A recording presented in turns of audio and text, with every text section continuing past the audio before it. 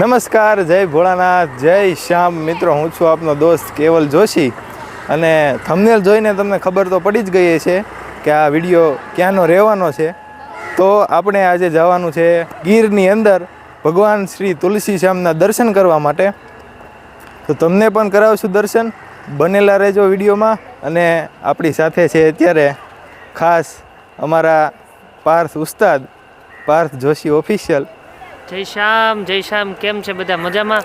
તો ચાલો આજે તમને બધાને દર્શન કરાવીએ તુલસી શ્યામ તીર્થધામના. તો બન્યા રહેજો વ્લોગના એન્ડ સુધી.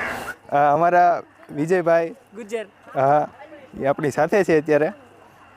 વિજયભાઈ કઈ કહી દો, ટાટા કહી દો, ખાલી ટાટા કહી દો. જય શ્યામ, જય શ્યામ.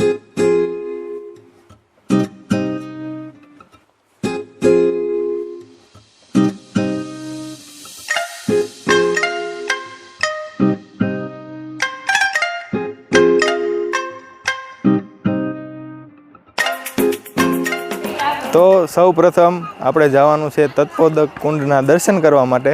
શું કેવું છે પાર્થભાઈ? તત્પોદક કુંડ એટલે કે ગરમ પાણીના કુંડ, જ્યાં નાહવાથી ચામડીના રોગો, સાંધાના દુખાવા તેમજ ગમે તે રોગોનો જ્યાં નાશ થાય છે એ કુંડમાં નાહવાથી. તો ચાલો સૌ પ્રથમ આપણે તત્પોદક કુંડના દર્શન કરીએ.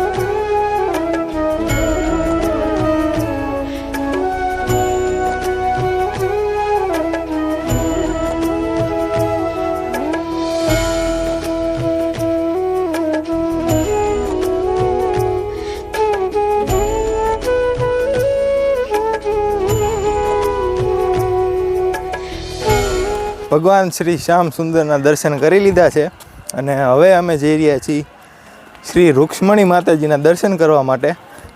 પાર્થભાઈ જઈ રહ્યા છે. બોલો પાર્થભાઈ. કે મોઢે બોલે મીઠા અને દિલથી કરે દગા, એવા મારા સાતેય ભવના સગા, મને સામા ન મળે સાંભળા. અરે વાત માને ન કોઈની અને પોતાના કરે વખાણ, એવા ખોટા બોલાની ખાણથી છેટા રાખજે સાંભળા. જય હો, જય હો.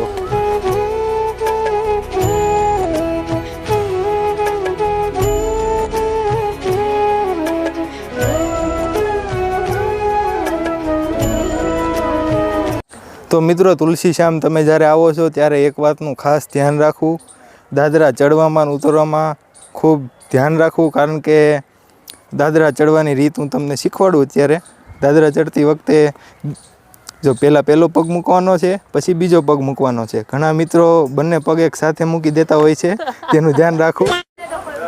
તો આવી ગયા છીએ અમે શ્રી રૂક્ષ્મણી માતાજીના મંદિરે. તો તમને દર્શન કરાવી રૂક્ષ્મણી માતાના. શું કેવું છે પાર્થભાઈ તમારું?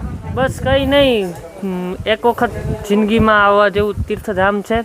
ગીરમાં એક વખત આવો તો ચોક્કસથી તુલસી શ્યામના દર્શન કરવા જરૂર ને જરૂર આવજો. જય શ્યામ.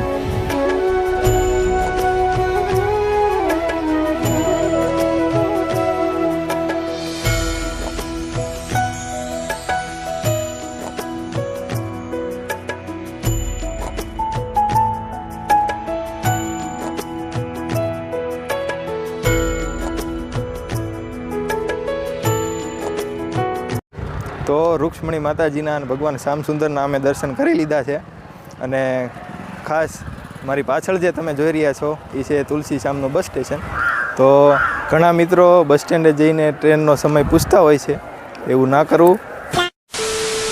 શું કહેવું છે તમારું? બસ કહેવાનું તો એટલું જ કે માધવ હું નથી માગતો આહા. કરોડો રૂપિયા કિરતાર, પણ વખતે મારો વ્યવહાર તું સાચવી લેજે શામળા. બસ એટલી શ્યામ ભગવાનના આહા. ચરણોમાં પ્રાર્થના કરીએ અને ફરીથી મળીએ નવા વ્લોગ સાથે. તો જોડાયેલા રહેજો કેવલ જોશી વ્લોગમાં. જય શ્યામ, જય માતાજી, જય ભોળાનાથ. જય ભોળાનાથ.